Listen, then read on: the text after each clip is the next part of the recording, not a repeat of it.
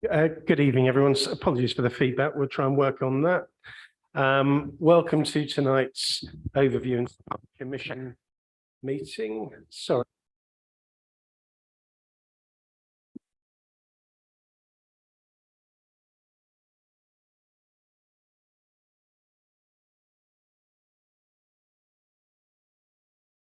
Yeah, you can hear me. Yeah, I'll move along as we get. Apologies for that. We did test everything beforehand and it was all working fine. So good evening and welcome to tonight's overview and scrutiny commission. As you can tell, it's live. I'd like to start by welcoming everyone to tonight's meeting. I'd also like to take the opportunity to remind everyone I expect you to treat all members of the committee with respect and to accord this same respect to officers. This meeting is being streamed live on the Merton Council YouTube channel, and I would ask that you switch your microphone off when you finish speaking because it will zoom in on you and people that are joining us on YouTube can't hear otherwise. Okay, apologies for absence have been received from Councillor Stuart Neveson, and we have Councillor Edith McCauley as substitute, Councillor Paul Kohler, and we have Councillor John Oliver as substitute, Councillor Nick McLean, and we have Councillor Barlow as substitute, Councillor Agatha Akagina, and we have Councillor Caroline Charles in her place. We also have Councillor Jill Manley joining us online. Okay, are there any declarations of pecuniary interest? Okay, thank you. Minutes of the previous meeting, they've all been circulated. Can I ask panel members if they confirm this is a true and accurate record of the previous meeting? I'll take that as a yes, thank you. Okay, we'll start with item 4, which is the council plan. And we've got Louise, you'll start us on this. Thank you. I think the leader's going to introduce this and I'll follow up behind. Thank you, Chair, and thank you, panel, for taking this item this evening. It outlines our ambitious plans for the new administration focused on the major initiatives, priorities, actions, vision, and how we will measure ourselves. As most people in this room will probably be familiar, it's around the 3 key themes around nurturing civic pride, building a sustainable future, and creating a borough of sport. Now, we've already had several months of this new administration where we've achieved a great deal, whether that's becoming a London living wage accredited employer, balancing the budget over 2 years, introducing our 3rd year climate action plan. But there's still a lot to do, working with our partner organisations to build a better Merton together. This document is not the limit of our ambitions as an administration for this borough, but the beginning. It details the new relationship between the council, residents, and our partner organisations, and how we can work together. There has been a number of engagements, whether that's with the Merton Partnership Board and with local residents in the consultation in our previous administration. And as it says in the document, delivering the ambition in this plan will require collaborative working, not only with our residents and businesses, but also with a range of partners at a local and regional level. And I'd just like to add that I think this document and the purpose of the document is obviously to make it accessible for our residents, which is why there's a lot of detail at the beginning of that. And we've tried to hone in a lot of the language away from language that we may use within this building here, so that our residents can hold us to account as an administration and as a council, that in 3 years' time, we will look to deliver what we have detailed in this document. Thank you. Thank you, Russ. Louise. Yeah, and just to add briefly, I think it's the first time in a long time that we've been able to pull together all the council's ambitions and priorities into one document, which I hope is easy for councillors and residents to read, as opposed to ploughing through departmental service plans, and that also recognises the fact that much of what we deliver across the council, we have to deliver in partnership across the council as well as externally, rather than individual departments. So in the past, our business plan has essentially contained a few aspirations at the beginning of the budget. So I hope members will agree this is a good step forward to kind of codifying the council's ambitions and priorities over the next few years. You'll note that some of the specific actions have time limits on them, some of them don't, and that's because some of them can be delivered in relatively short order. Some will take longer and some will be continuous. And you'll see at the end of the plan a proposed set of key performance indicators by which we can monitor our progress, and we can build some targets against those indicators over the course of the next year. But the purpose of this document is to get the benchmark and the baseline set for us to be able to judge our performance and then set challenging targets as we move through the lifetime of the plan. Happy to answer any questions. Thank you. Councillor Oliver.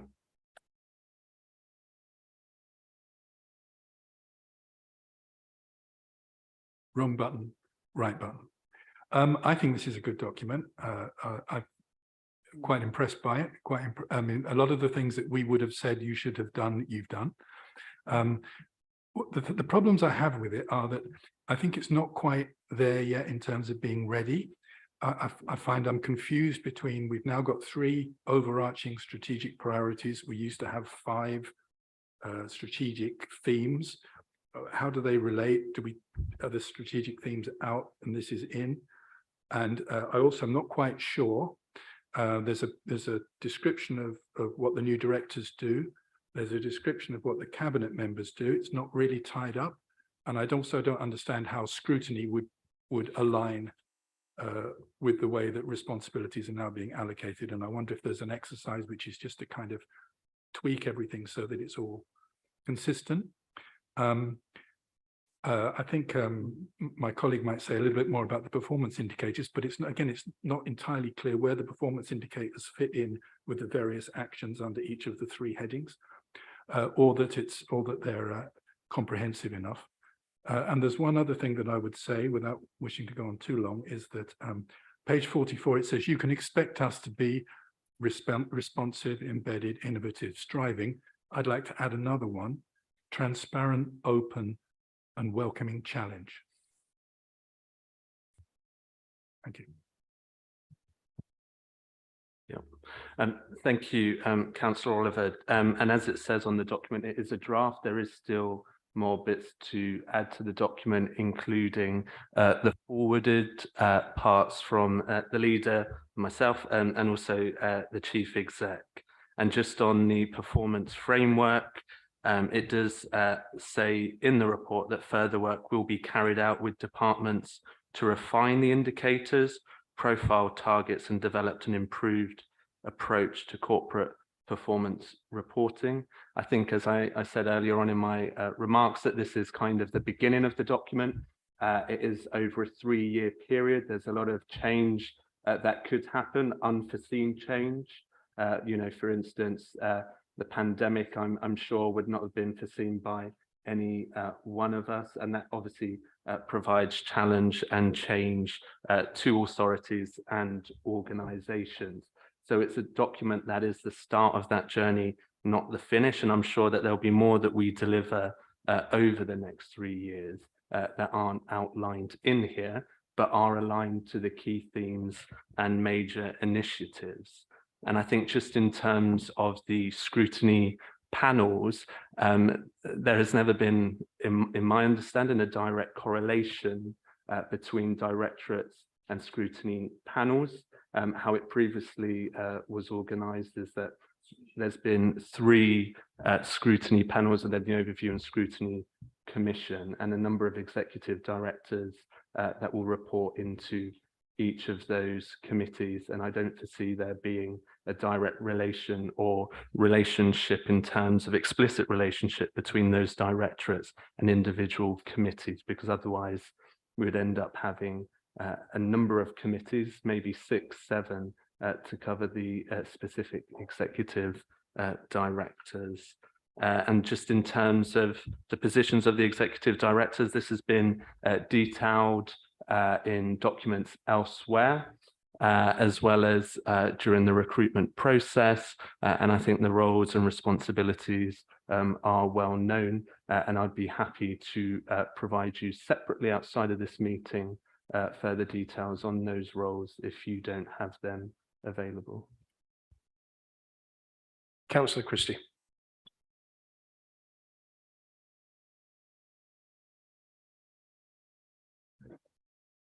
Sorry, Hayes. Councillor Hayes. I'm Billy H. I'm just thinking of Billy. Yeah. I'm I know Billy Johnny H. well, you're not Billy. Billy, we call him Billy One in the group. Just think he's the man with the money. I'm the man with no money, right? Or not very much money. I think this is an excellent document, but just a theme that, and I don't know whether this is coming from the youth as we sometimes talk. One of the things that came up at the Children and Young People meeting on Monday was about acronyms. Now, when I was at school, you were told you write out your acronym and then you can use the acronym. And we all slip into this in terms of acronyms. And we all, you know, I'm rapidly developing mate and counsellor language. But I wonder if there's some way in the documents we can just do a glossary. This is what this means. And, you know, we have got. So I think that would help assist in terms of the transparency. I think it's been a whirlwind under Ross's leadership the last not even 12 months yet in terms of the changes, and it's good to see the Liberals think it's a good document as well. So it's all good news, but just if we could do something about the acronyms, please. Thank you. Thanks, good point, and apologies, Billy. Tony. Thank you. Yes. Yeah, I think it's, you know, a good start to have a document of this kind, but the mismatches between the performance indicators and the initiatives is I mean, it's striking how there's no initiative to develop the market in Mitcham, and yet we're measuring it. There's nothing around how many shops are vacant in high streets. I mean, I'm shocked at the mismatch, the level of mismatch between the initiatives and the performance indicators. I think it needs serious further work. And I'm surprised that the Cabinet can perhaps approve this on Monday when it's in such a state. It's nowhere near ready. Also, actually, could I suggest, to make it easy for people to understand this, can we not combine in one table the initiatives with a performance indicator against each initiative? Then we can scrutinize and see what's being measured, when it's being measured, and when we're going to get information on how the performance is going. That's got to be a sensible, whoa, I'm using my extra forces.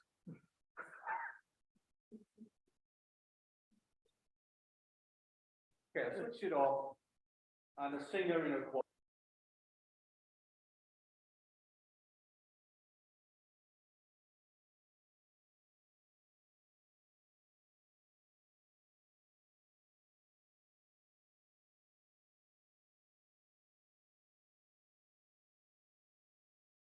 Reporting not done that.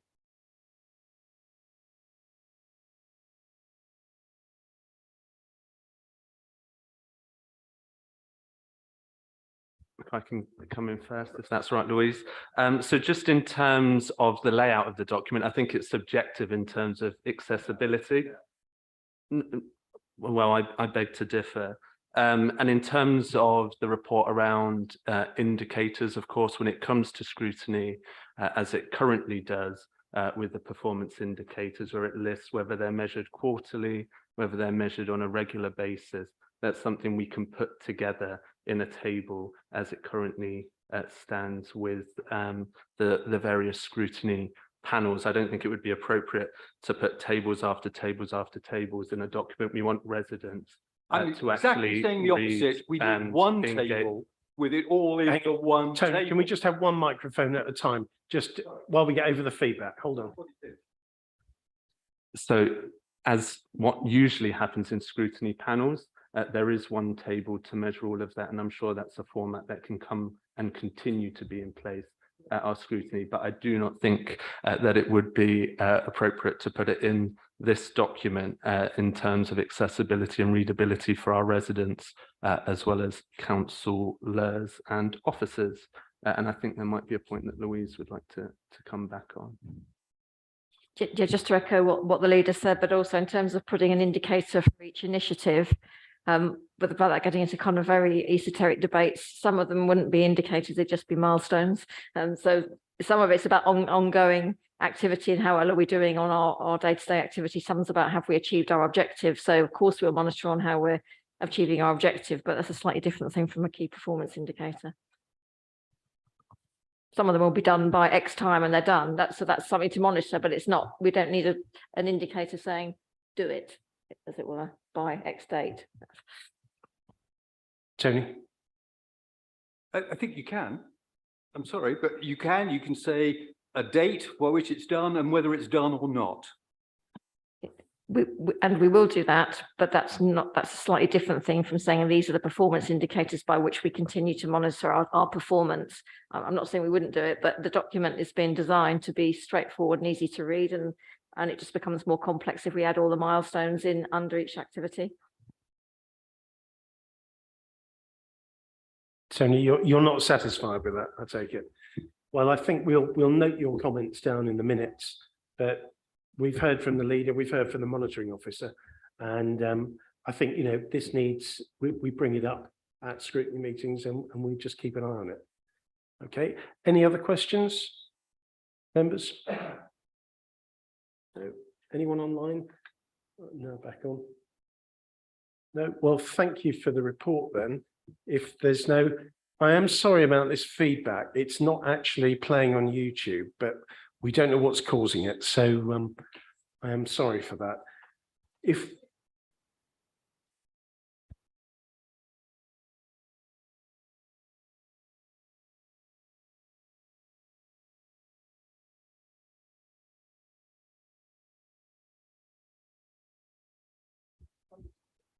Okay, well, apologies for that. The joy of live broadcasts. We'll now go on to item 5, and I'd like to welcome our new Borough Commander, Detective Chief Superintendent Claire Kelland, who is here to go through it, and she's also joined by Superintendent Luke Mooney, who's also joined us tonight. So over to you, Claire, if you'd like to introduce yourself and go through the report, and then we'll have questions afterwards. Yes, so Claire Kelland, new BCU commander, week 3 in the job. So just very much getting into grips with everything. I have worked on the BCU before a couple of years ago, where I had many meetings in this building. So very happy to return. So Chair, do you want me to go through my report or am I just to take questions?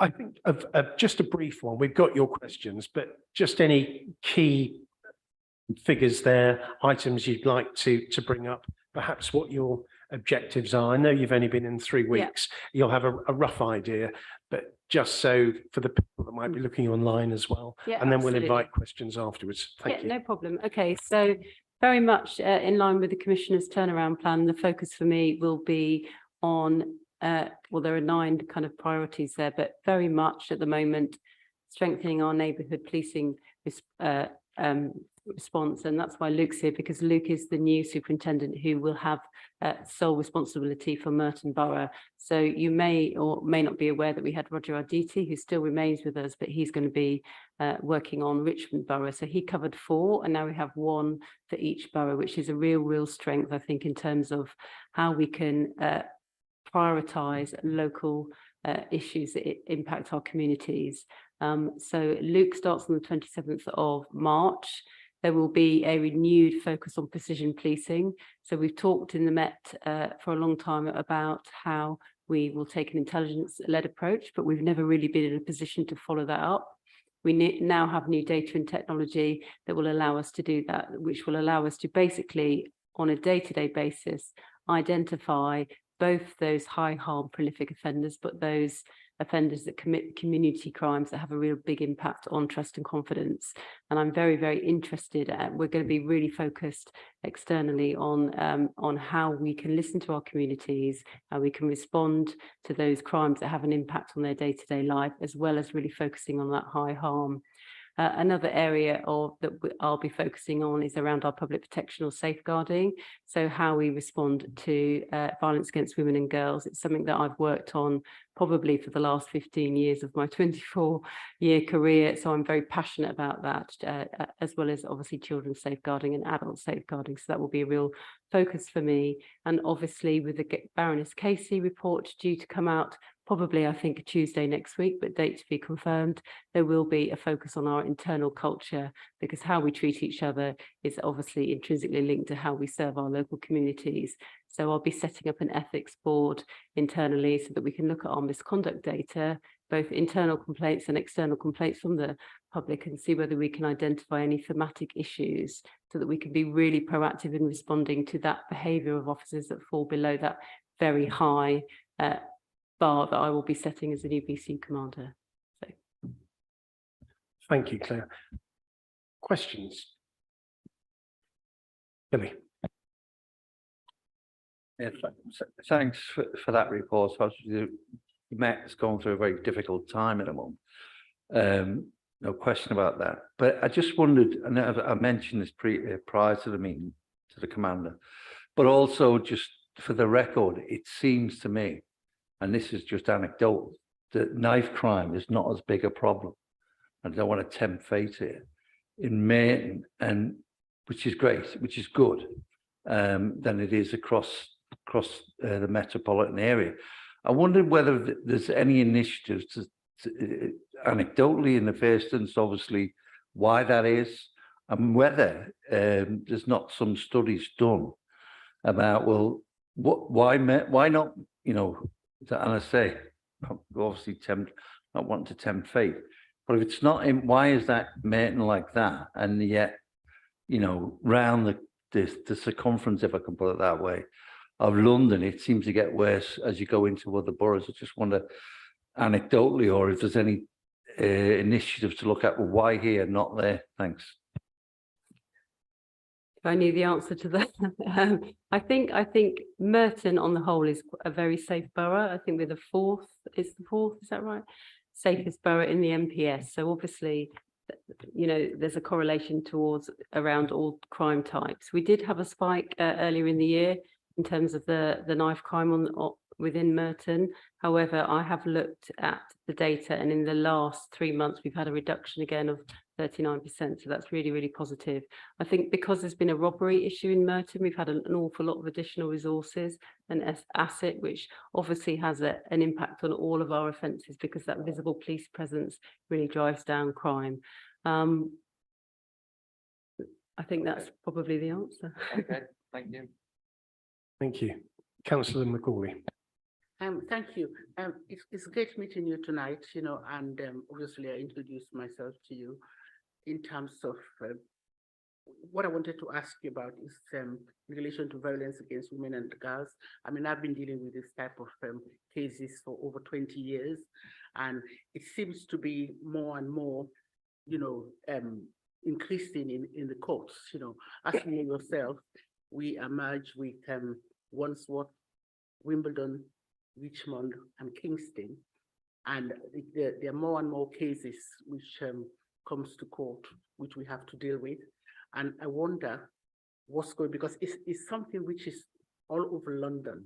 But I wonder, in terms of your new position, what your aims and objectives are in trying to reduce violence against women and girls, especially in the domestic violence courts that we usually have on a Thursday, and how I know you're going to come to the bench to speak to magistrates, but I would like to hear your views, you know, on how you feel you'll be able to handle this hot item, which is, you know, all over London now.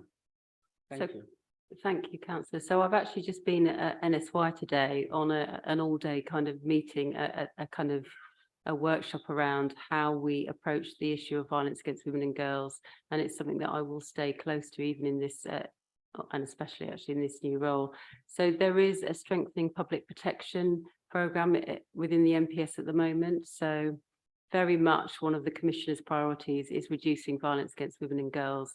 And I like to think of it in three kind of really simple stages. So there's the public space violence. So that's often linked to the nighttime economy. So sexual offences within the kind of nighttime economy, hotspots, or as females travel to and from across a borough on their way, you know, in their daily lives, kind of the stranger attacks. And how we can challenge that is there are a number of different ways, but very much focusing on hotspot areas, which are the crime drivers. And on my previous BCU, I rolled something out called Operation Vigilant, which is now going to be deployed within the Southwest. And that's a really proactive policing operation where plainclothes officers observe perpetrators' behaviour to develop an intelligence base, but it's based at the basis of it is that officers intervene before an offence takes place, and that led to a 24% reduction of VAUG offences within those hotspot areas, and that is going to be, and it has actually been started to be deployed so across the MPS now. So because of the success of that operation. And I think we just need to be a bit more innovative around it in terms of the public space stuff. In terms of domestic abuse, I always see a decrease in this type of offending as a negative thing, because I think it's really closely linked to confidence in reporting this to police.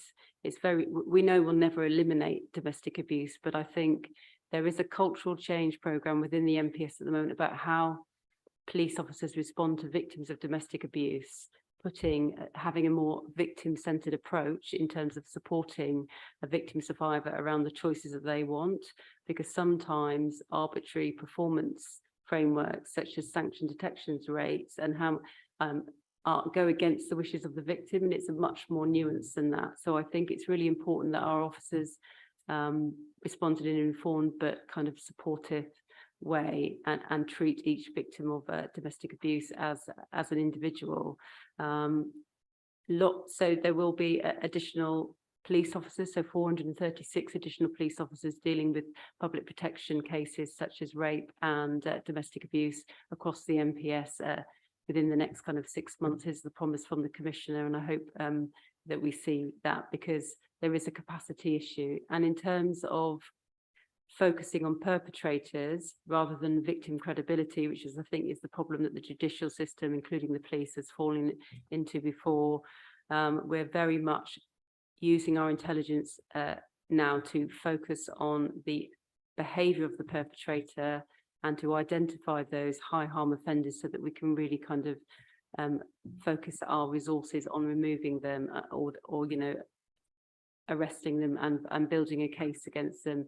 There is an academic study called Soteria Bluestone that's been rolled out across the MPS at the moment. It started in Avon and Somerset, and actually most police forces are investing in it. And that's very much around procedural justice for victims, but also perpetrator-focused investigations and how we can absolutely, I suppose, revolutionise the way that we approach this sort of this offending, but not just within the police, but within the whole criminal justice system. So that involves working really closely with the CPS around their approach to these offences as well.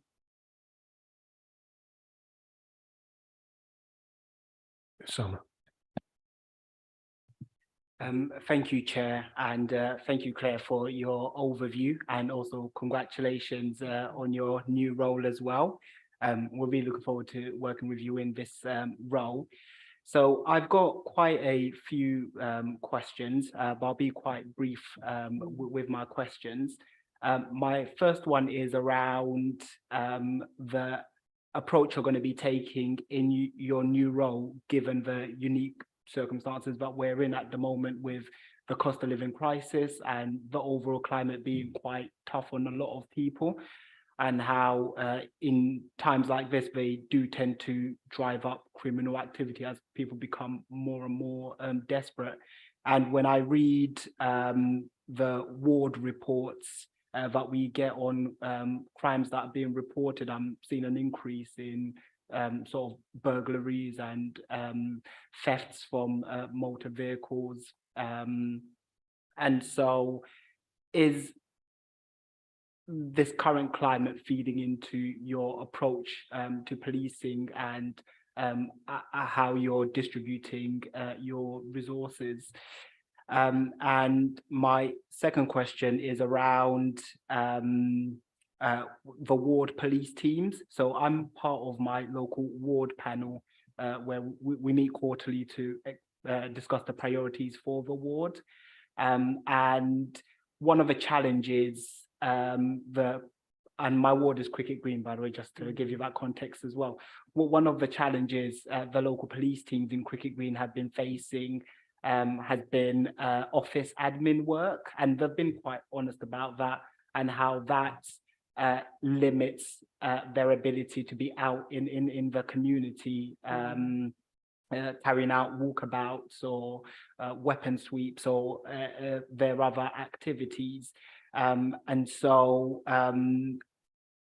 you know, are you going to be encouraging ward officers to, I guess, increase efficiencies of the office work? I know it's tough, and they do also have admin work they've got to complete, but there are members in the community who come to us as local councillors and say that they no longer see the officers as often as they used to, particularly around schools in parts of my ward, which in the past has had issues with crime, and schools are concerned about the absence of officers walking the beat in their area.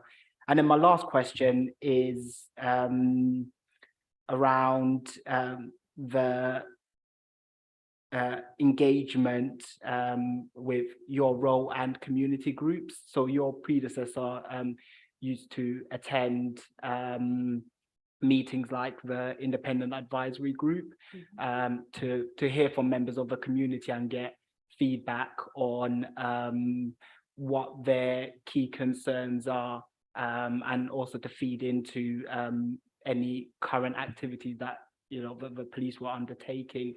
And is that something that you're looking to continue to engage with? Because I was part of that group, and I found it very useful to have that that direct relationship with the commander, and also for other residents as well to be able to have that relationship as well.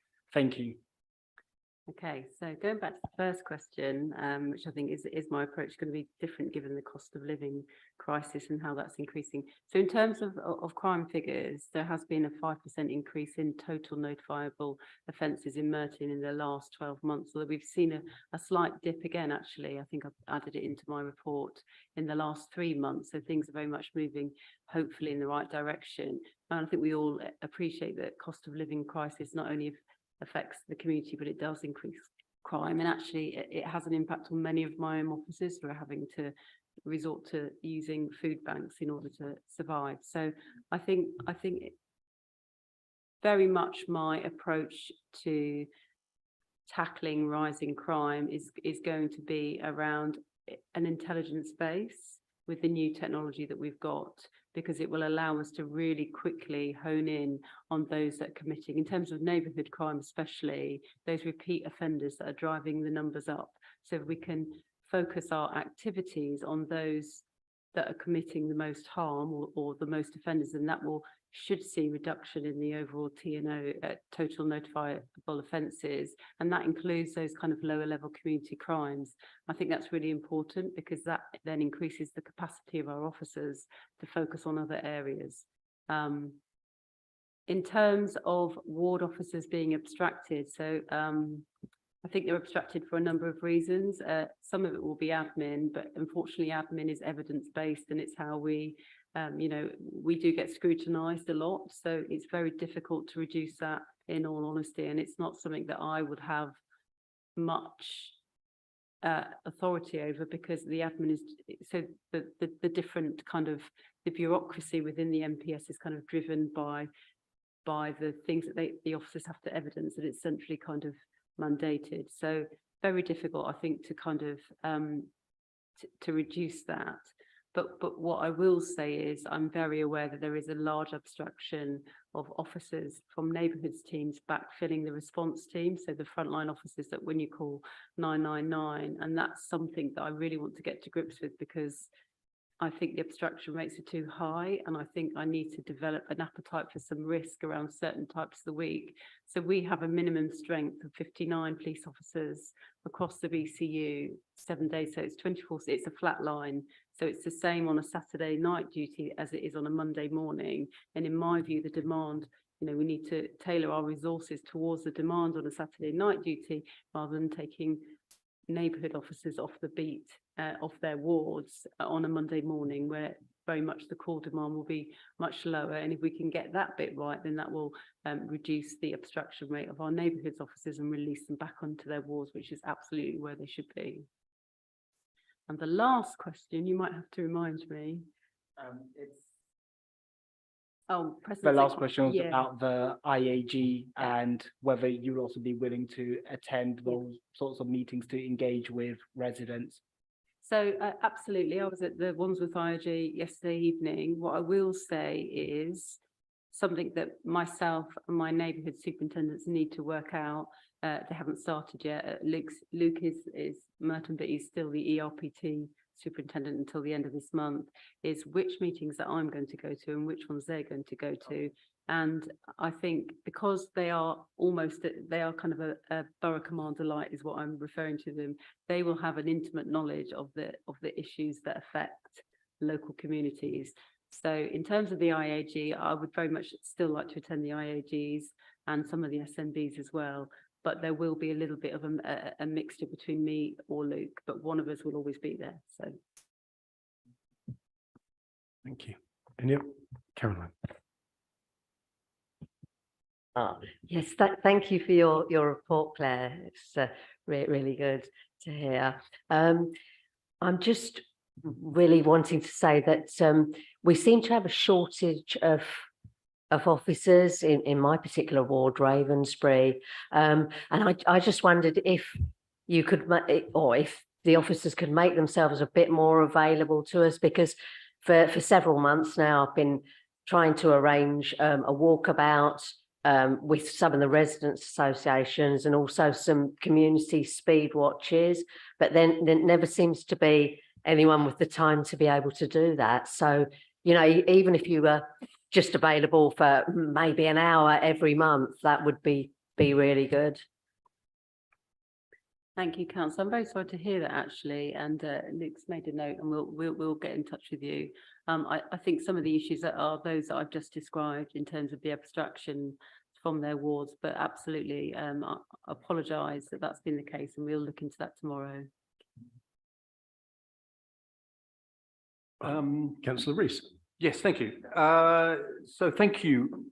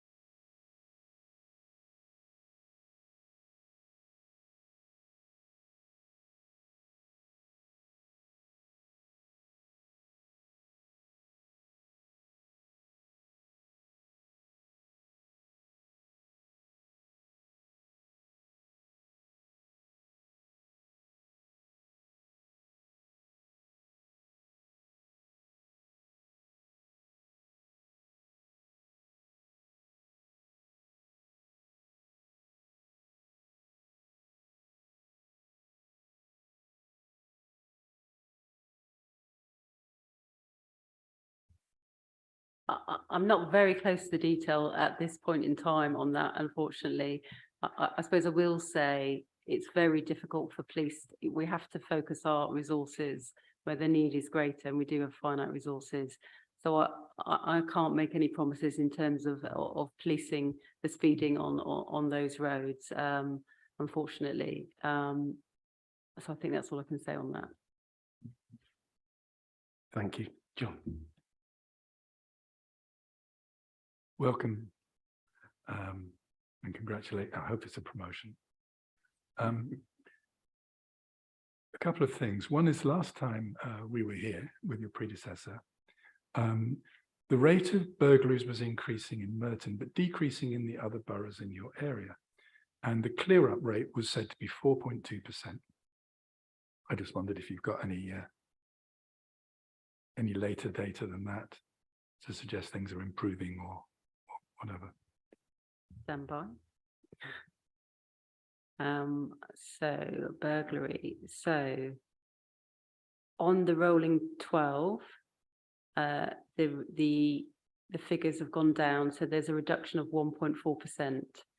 So this was produced last week, so this is a week out of date. But so there were 783 burglaries in Merton in the last year, which is 1.4% less than the previous 12 months. That went up when you look at the last 3 months, that went up by 13.8%, so a spike. But then again, in the last month, we've had 64, which is a reduction of 21%. So in terms of SD rates for the Southwest, we are on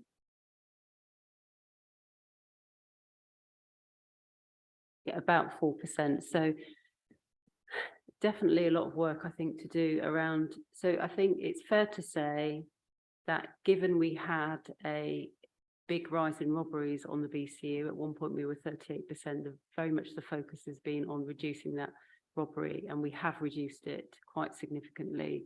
Burglary is kind of the next thing that we'll be focusing on, and we've done a few things internally in that we've created a kind of bespoke burglary team, separated it out from the other offences with its own kind of inspector and a sergeant, and we have internally created a burglary gold group so that we can focus on burglary and what we can do in order to reduce that number, but also increase our detection rate. So it's definitely something that we need to develop on the BCU.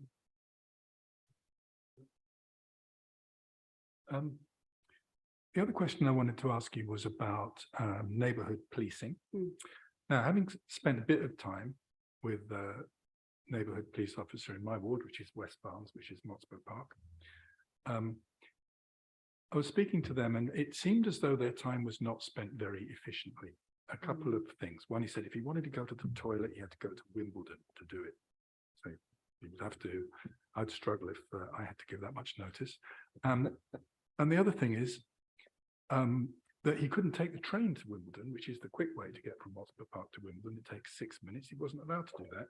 He had to take a bus or walk, and it was taking forever. It seemed as though it was an inefficient sort of an arrangement, and a lot of this person's time was not being spent very profitably, which made me wonder whether, although it's nice to have people in the neighborhood and all the rest of it, neighborhood policing, engagement with the community, going for walkabouts and all of this stuff, but is there a trade-off between doing that and having things like your specialist burglary team that might actually make more of an impact on detection rates?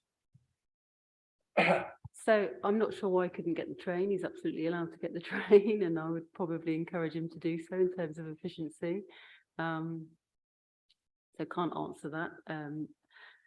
I think we have to get the balance right, and that's probably the hardest bit of my job, is in terms of I've got a finite resource, what do I do with it? But I think there's very much an evidence base to suggest that neighbourhood policing works in terms of building up trust and confidence. But it's about getting the resourcing right. It's about allowing those officers to develop those relationships and really understand what are the issues that affect local communities, and responding in a really proactive way to those concerns. However, we do need detectives with different skill sets to investigate crimes such as robbery, burglary, and public protection crimes, safeguarding crimes, and there will never be enough officers. So that's why, for me, I really want to focus on this precision policing so that we can make the most use of the finite resources that we've got. But there is definitely a balance, and the balance is the hardest bit of the job.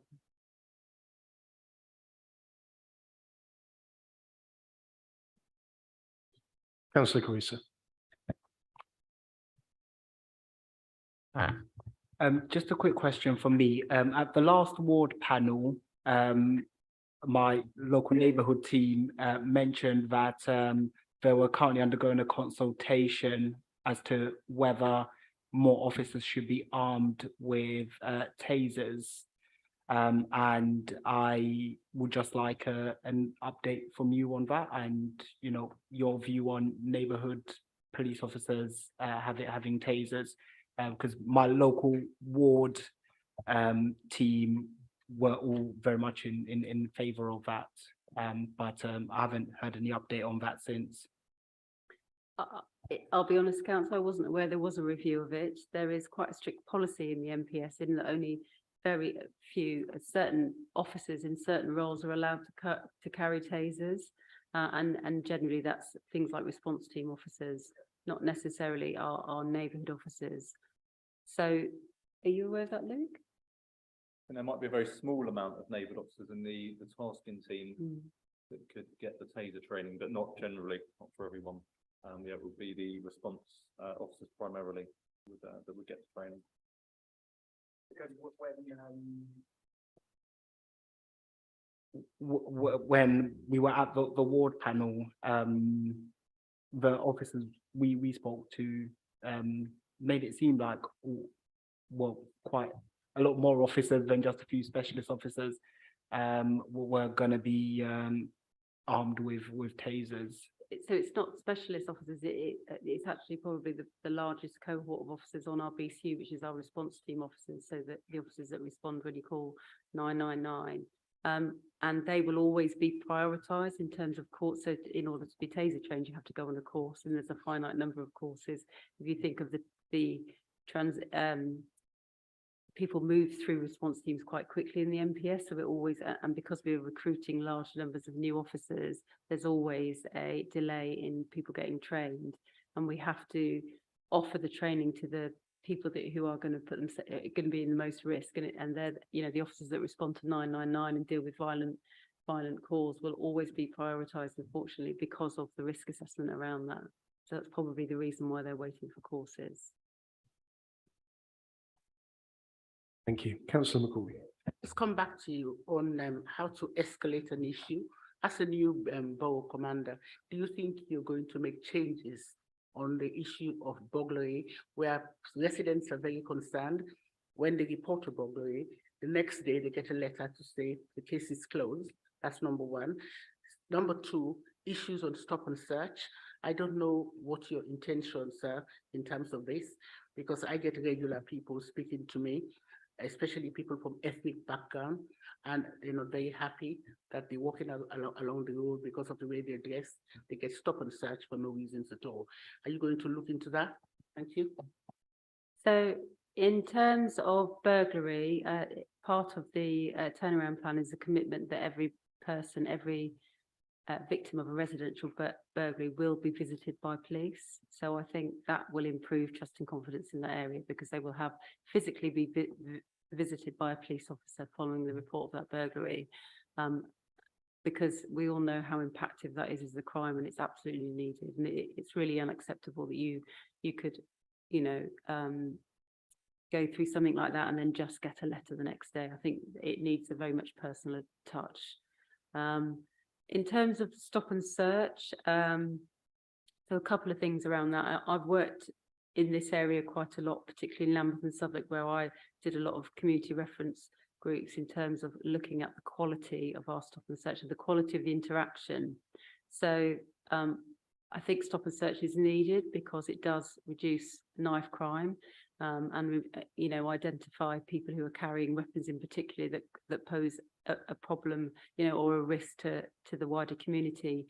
However, I think there very much needs to be an evidence base for stop and search, and that's probably where that is definitely where the police have fallen. There hasn't always been an evidence base, and I think for me as the BCU commander, it's really, really important that my staff have the right training, but are also very kind of culturally aware. So as part of the ethics board, one of the responsibilities of that board, which Luke is going to actually help me develop, is to look at the body worn video and not just kind of one a week or one, to really set up a process where we are reviewing the footage from body worn videos to look at the grounds for the search, but also the quality of that interaction, because there is a way of doing it. And I will always say to my officers, you treat somebody how you would want a member of your family to be treated. You treat them with dignity and respect. And in particular, an area that I've worked on is around the safeguarding lens around stop and search. So if we're talking about a young person that we think is involved in criminality, why are they involved in criminality? Are they being exploited? And above anything else, they're a child. And we need to make sure that we are responding in a way that helps to support them. And whether that's creating a Merlin, a referral into children's social care, or whether it's speaking with a parent or identifying what the vulnerabilities are, we very much need to be cognizant of that when we're stopping and searching a child. Thank you. Councillor Brunt. Thank you, Chair, and apologies for my late arrival. I was coming from a governor's meeting the other side of Mitcham, and I was stuck in traffic in Mitcham, so apologies for that. Thank you for your report, and it's good to see that you also now have a dedicated person for Merton. I think, Luke, is your responsibility just Merton? Yeah. Because I did a ride along 4 years ago, and one of the concerns that I had at the time was the fact that because we're paired with Wandsworth, the tendency for vehicles will be to drift more towards the northern part of the borough, so they're closer to the Wandsworth all car reports, which meant that Mitcham could end up with fewer, a lower presence or visible presence. One of the issues at the time was about the technology on board the cars, and the car that I was in, the police officers were using their phones as satellite navigation because the kit on board wasn't working. So has that been addressed? Is there an improvement in the kit on board? Because it would seem that rather like I think ambulances are used, they know where they are. So when there's a call put out, only the ambulances in the area are called. Is that technology better now for cars? And is that ensuring that there is a presence in Mitcham, which is a long way from Southside in Wandsworth, where a lot of the calls seem to be for? Yeah, I can answer that one. So we've got new tablets which came out about a year ago or so now, which have made a big difference in terms of having the technology on board on the car, and that allows officers to be able to have a sort of map of where they need to go. They can read information on the way to a report to look at what risks there might be, and then in terms of a presence in Mitcham, I mean, the dispatch for response calls will set as a sort of particular target time to get to the calls, which is 15 minutes.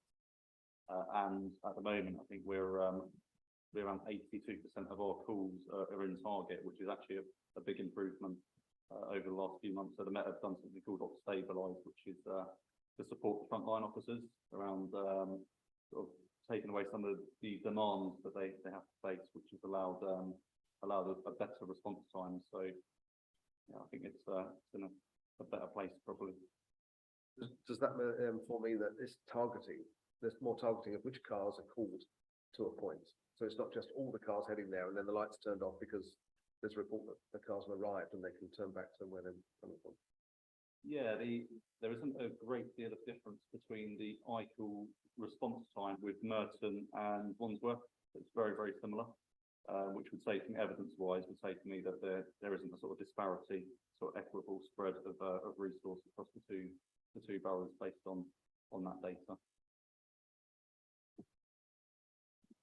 Thank you.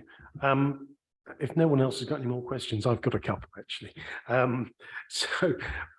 One of my concerns would be confidence in reporting, because I know locally there have been reports which the police have been slow at getting to, and there is a general there's no point, and it worries me people put their concerns on Nextdoor and social media rather than they give up on 101 or they just feel there's no point because someone hasn't arrived for a while. Now, I know from all my years that you're responding to so many different things, it's got to be prioritized. But what are your thoughts on that confidence first? That's my first question.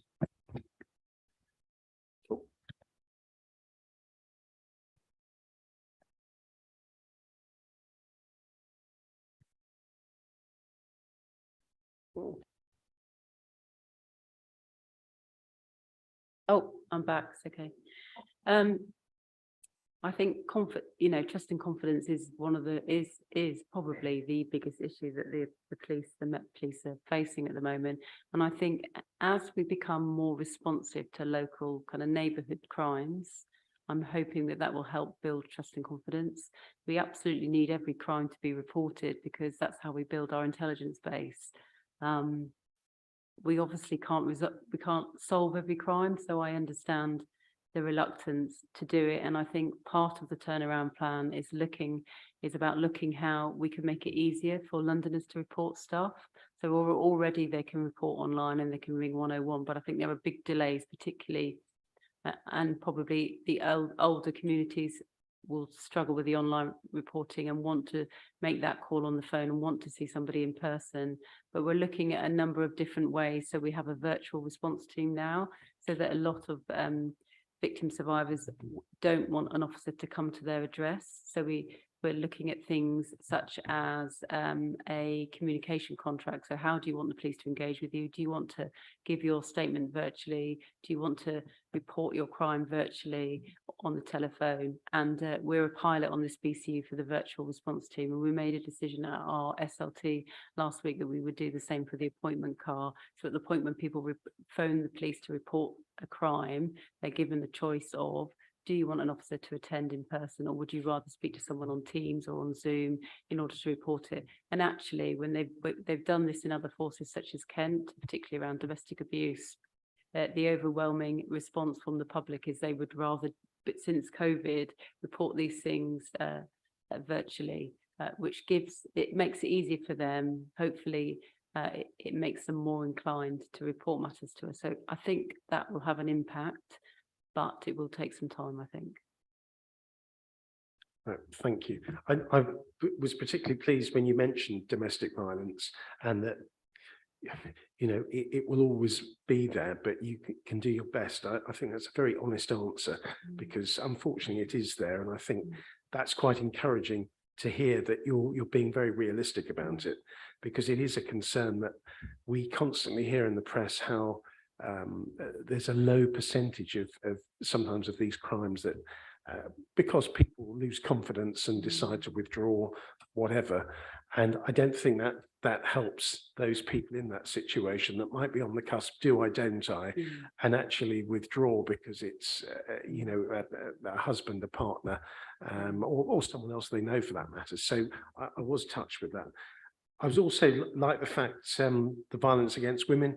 I mean, obviously with, well, I have a daughter, family man, and I do get worried when she has to go out running of a night. And sadly, I've been hit with various injuries over the winter, and I've not been able to join her. I don't think I could keep up with her now, but I do think that's very good. And there was a previous inspector, I think, that was running jogging expeditions, certainly in Wimbledon Common, getting ladies along. It was a sort of meet and greet.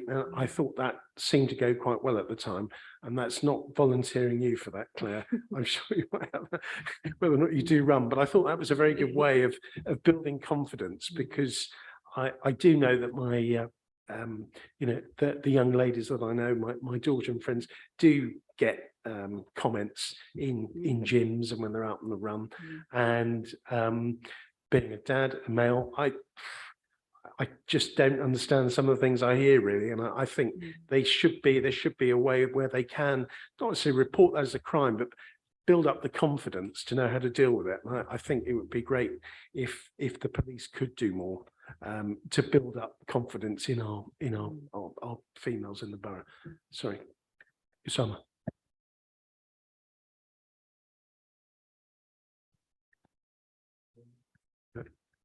working? Oh, yes, it's working now. I just wanted to add to your point around barriers to reporting crimes.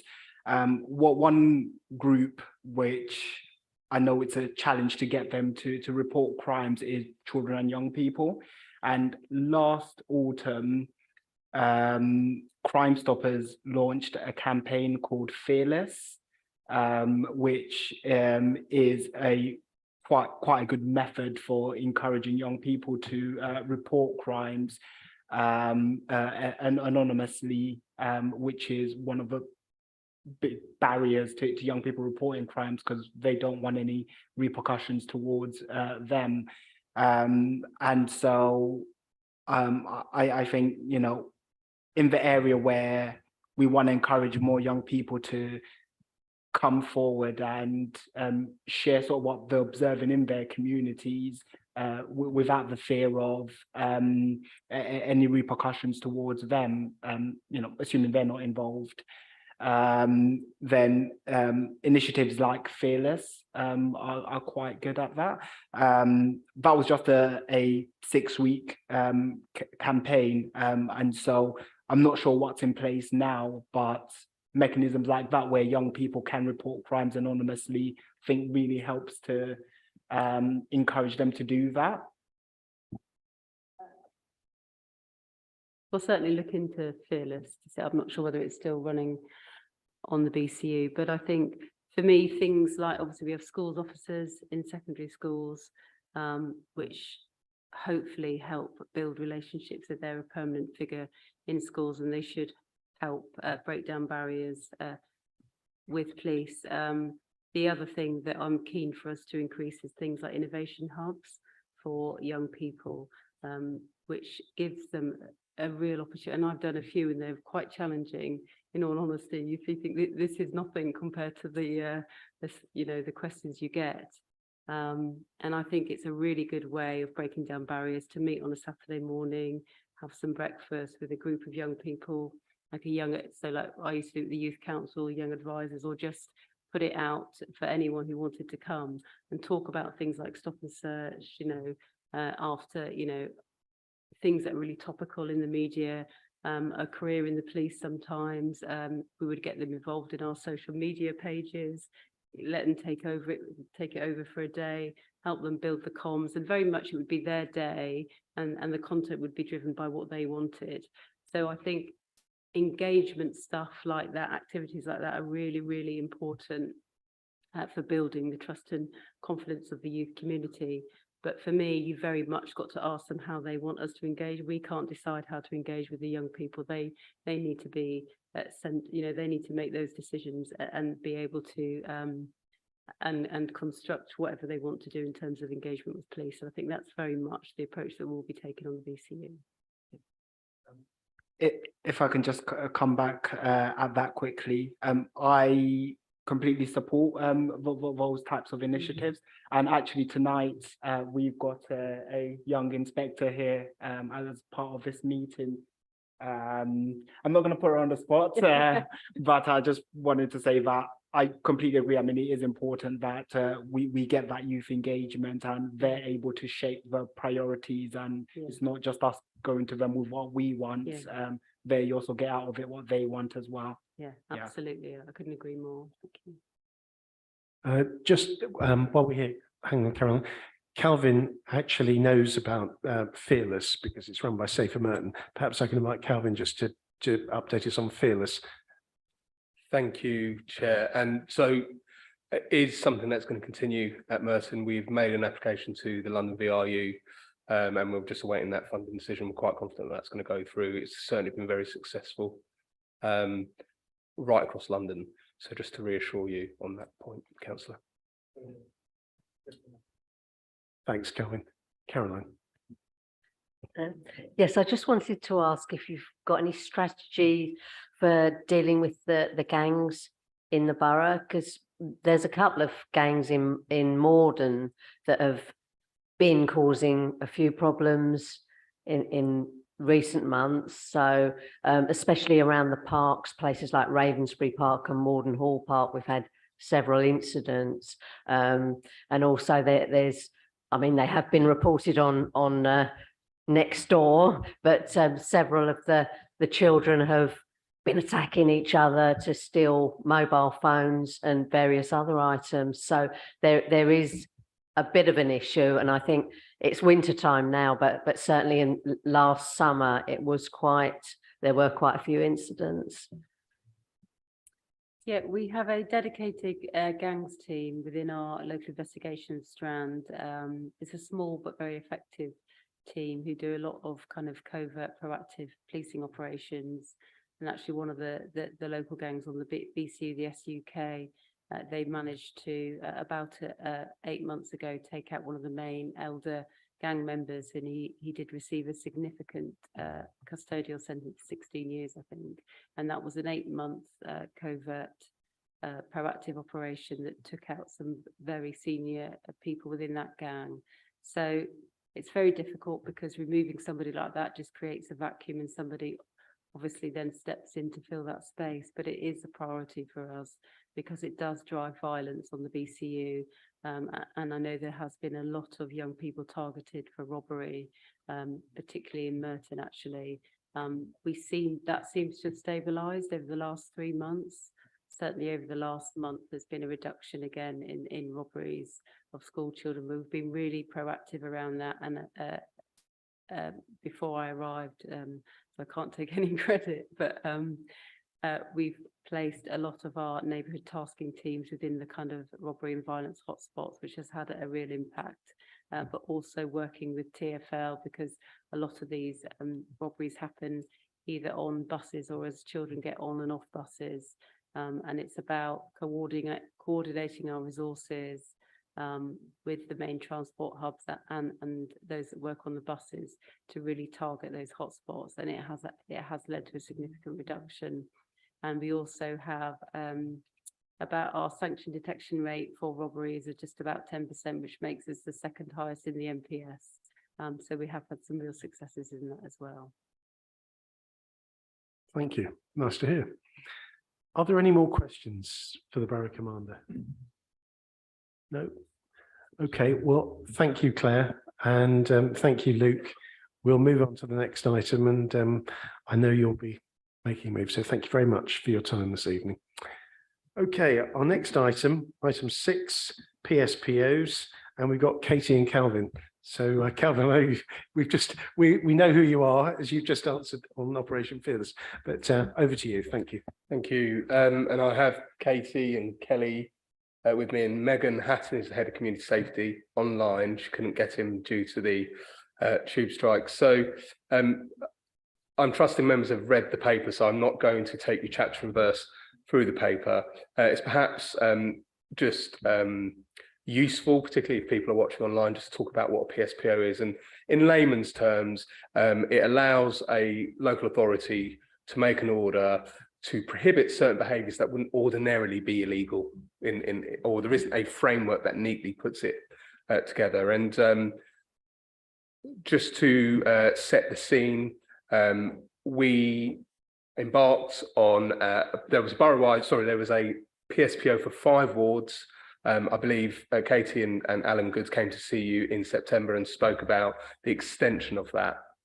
At that meeting of the scrutiny, and also at Cabinet, members and stakeholders expressed concern that these problems were actually wider spread than the 5 wards that they were initially confined to, and due to the statutory limitations within the legislation, we weren't able to make that borough-wide order, but we did go out to consult again, and the results are in your papers. 79% of people are in support of a borough-wide PSPO to deal with alcohol-related antisocial behaviour. I just want to touch on that point very clearly. This is not to stop people drinking in public places. This will not stop people having a picnic in the park. It won't stop anybody walking down the street drinking a bottle of beer. It's about antisocial behaviour linked to the consumption of alcohol in a public place. So the current, if Cabinet do approve this on Monday, the current PSPO for the 5 wards will essentially be discharged. it will be set aside, and a new order will come in place immediately, and we'll go through a very short calling period to allow any members of the public to make any objections. Just to say, yes, there is an enforcement element to PSPO, but actually, if we can do no enforcement but hundreds of interventions, then that's a good thing. This is not about the council trying to introduce an order to make lots of money. Quite opposite, actually. We're having to put a lot of resource into other areas of what this PSPO is a tool in a big bag to deal with alcohol dependency and related issues. It's in your paper, but I just thought I'd point out, so since members had sight of the 5-ward PSPO and it was approved by Cabinet back in September, since then there have been 244 interventions, very little enforcement. So that just demonstrates the approach that we've taken, and this will be a borough-wide approach. And the reason for going borough-wide simply is we want to have a consistent approach across the borough, number one. Number two, it helps us deal with any displacement issues, and certainly some of the feedback we got in the consultation said, well, actually, there's been displacement into other areas of alcohol-related antisocial behaviour. That recommendation, so therefore officers will be recommending that Cabinet make a borough-wide PSPO. I'm really happy to take any questions. The team here have done all the hard work. Councillor Stringer's here as well. We've worked very closely on this together. Thank you very much. Thank you, Calvin, and thank you for just explaining that it doesn't apply to nobody being able to have a picnic and open a bottle of wine or drink a can of lager. I think that's often misunderstood, but it does give that opportunity to move them on. Right. Can we invite any questions from the floor? John. Thank you. I've got 3 points to make. Firstly, the report talks about how robust evidence is required. And we've been doing this for 10 years now, and other boroughs have been doing it, but there's nothing in this report that suggests it's successful. There's some data about how many contacts there've been and all the rest of it, but there's nothing that says the situation has improved as a result of actions that we have taken. So that worries me. I'll tell you all of it and then you can answer it all together probably. The impression I get reading the paper is that, as with most crime, there's probably a very small number of people involved. And I wonder if, given the sort of behavior we're talking about, these are probably people with complex psychological issues. Is slapping an FPM on, and I know that you try and other approaches, but is this the right tool? There are lots of tools mentioned in this paper, actually, CPW, CPN, CBO. There seem to be tons of things you can use, but these are people probably with quite deep-seated issues, and I wonder if this is the right way to approach it. And the third point is about the sign, and despite the assurances that we've been given, that sign looks like a no drinking here sign, unless you read the small print, and even then it's a bit difficult to tell. So I'm not happy with the sign, which really looks like this is a prohibition of drinking, or this is about restricting drinking. It's actually supposed to be about restricting antisocial behavior. And of course, there are other causes of antisocial behavior, not just drinking. So 3 points. Thank you. Councillor Scrutiny. Thank you, Councillor Oliver, and an officer may well come in, but there are 3 very valid questions, especially on the impact and evidence. You're right, a lot of this is about how you manage it and how you work. And it's definitely a kind of priority for us as an administration to take this type of antisocial behaviour seriously. As we've just been hearing, we are one of the safest boroughs, but that means that actually people notice any kind of infringements of antisocial behaviour even more. And this is something that we are putting renewed focus on, and we will be really carefully thinking about how we manage it. Sorry, how we enforce it is the wrong word, because as we've been talking about, it isn't just about enforcement, which comes onto your second point about this being a small number of people. There are a small number of people who are heavy, what can term street drinkers, you're right, but there are other people who might be inappropriately drunk and causing antisocial behaviour, and that's where that kind of that kind of warning, that letting them know that this isn't, that a breach of this is a criminal offence and potential fine might affect their behaviour, that second group. That first group of the heavy street drinkers, we completely agree. We're talking about really vulnerable, marginalised individuals there. And what we need is a different approach. And so again, in the detailed paper, I can't remember which paragraph, we talk about some new work that we've started, working with public health, working with other departments, with some of our most prolific street drinkers, to do some of that kind of really wraparound support, because that's not going to be a matter of you give them a telling off and they suddenly change their ways. If you've got an addiction issue, that's going to be a much longer piece of work. The third one on the sign, I mean, I'm happy to take that away and kind of look at that. I think we need to kind of signal the environment really clearly, which is that we want this to be a responsible drinking borough.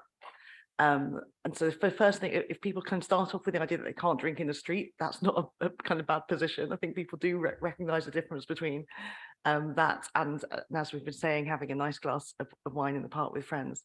But I'm very happy to look at that. But officers might want to come in further on my points. Thanks, Councillor Stringer. Just to pick up on the point around the vulnerable group of people that do have complex issues, I think assertive outreach is key, which we've talked about in the report. There's a post that's being recruited to currently, funded between WDP, the Drug and Alcohol Misuse Service, and Public Health and the Homelessness team. Because we realise that giving people a leaflet and telling them to refer themselves into a service probably is not going to work for the majority of these most vulnerable people. So that post will be going out to those people in their environments where they're street drinking and having a better quality of engagement with them. And again, with the signage, do note that point. The sign does need to be redesigned, which we'll do if this gets approved.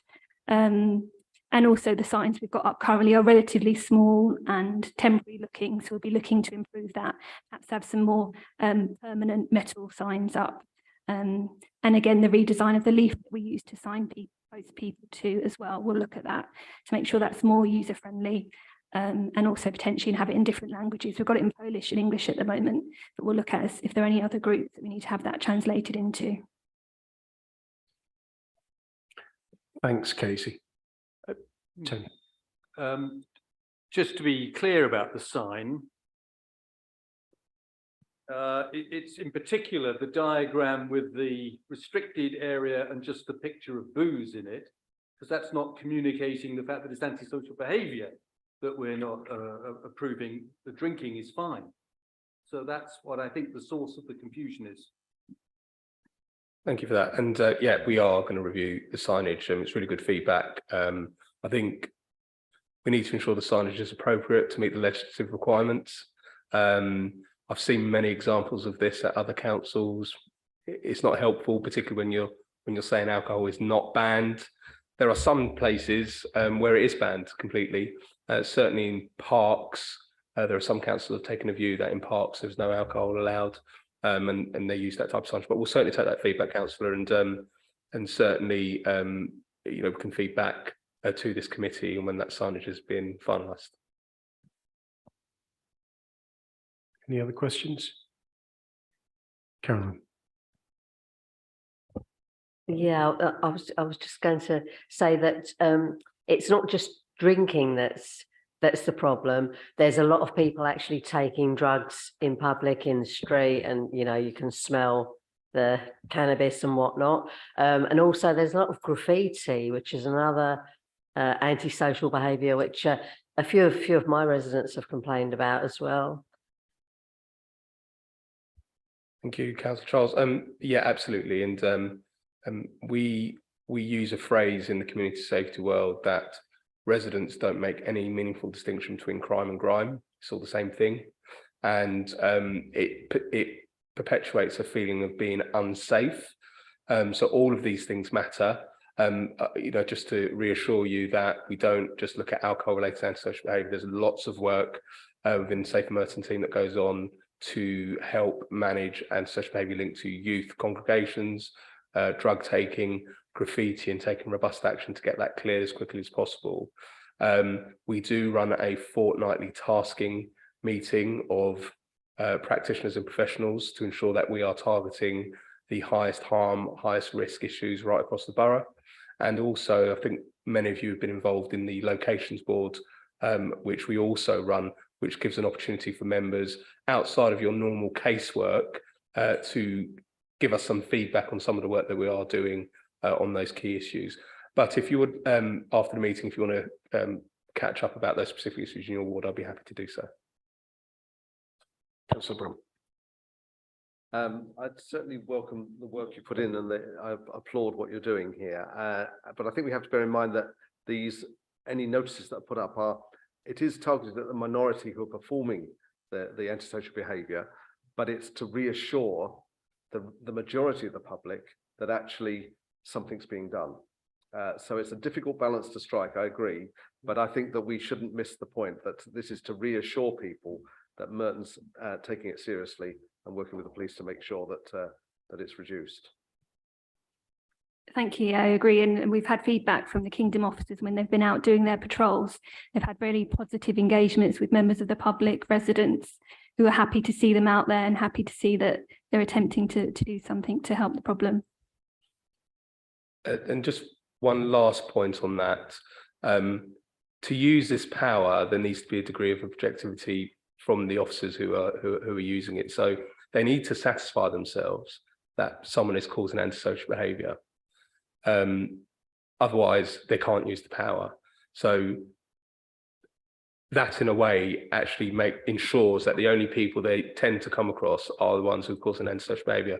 And I just want to go back to a point one of the councillors made earlier on, where I've seen this successfully used. Another example is in nighttime economy situations.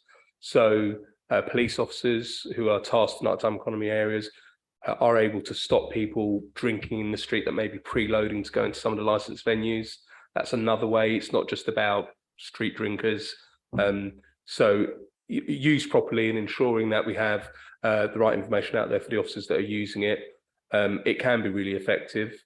I appreciate that it may be that people don't feel there's been much of a change, but I do think this is different. The approach here is different, which is about engaging with those difficult groups, but also ensuring that all of our officers and all our neighbourhood officers, police officers, are aware of the power and that we're able to evidence it. But we will happily, if Cabinet do approve this, we'll happily come back with some performance around it, just to reassure you. Councillor Macaulay. I think it's quite clear this order is necessary, because if you look at the work, we have in court, on a Monday, especially if you look at cases, it's mostly antisocial behavior, and it involves drinking in town centers and something, and the onus is upon the local authority under a section in law, which places the duty on the local authority to stamp out on this. And I think this document is stating quite clearly that we mean business and we've got to stop antisocial behavior, because it puts magistrates under great pressure dealing with all these unnecessary cases. Every Monday, you have about over 40, 50 cases listed of drunk and disorderly behavior, and it's not called for. And I think this is the best thing that could happen. And we have a duty as a local authority to pursue this. Thank you. Thank you, Councillor Macaulay. I'm glad, for those that don't know and anyone looking on YouTube, Councillor Macaulay is a magistrate as well. So it's good to have that perspective as well. Councillor Rees. Thank you. So I like what you just said there, Kelvin.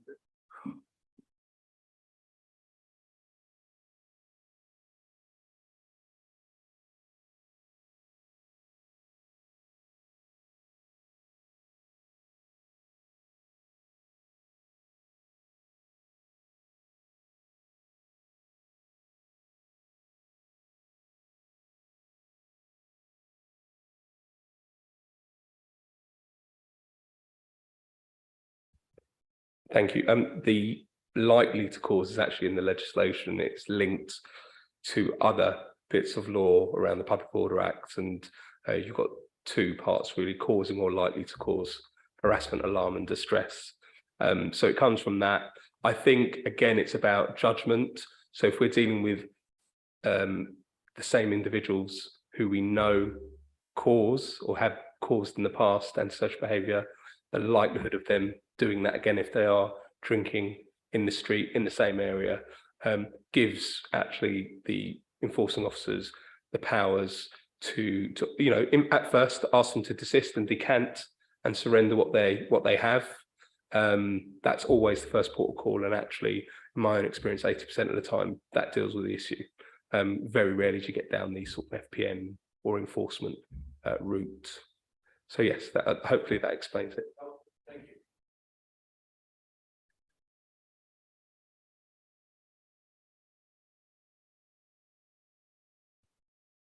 Thank you. Are there any other questions? No? Well, thank you for that, Calvin. I think everything, to come back with the signage slightly tweaked is a good thing. And I thought Councillor Brunt summed it up, getting that balance right. I think my 8 years on locations board has given me a different perspective as well. So appreciate it. And thank you to the Deputy Councillor Stringer for her input as well. Thank you. Right. Item 6, item 7, our work programme. Any topic suggestions? We've got this year's work programme. Any comments online? No. Any potential carryovers for next year? No. Silence. This is all good. Sorry, Chair, just a point of clarity. The consultation on public toilets, that's part of our scrutiny panel, isn't it? So that's something that's going to carry over. I know sustainable communities have been handling it. Yes, I mean that will continue over. Okay. It's not quite finished, but I think seems to be quite a bit of interest in that. Yes. And yeah, that's ongoing. It's not going to be finished quite as quickly as that, but thank you for raising that. Okay. Okay, well, if there's nothing further and nobody online, I think we'll wrap everything up. Thank you, everybody, for attending tonight. Thank you, those that have joined us on Zoom and watching online, and have a safe journey home. Thank you.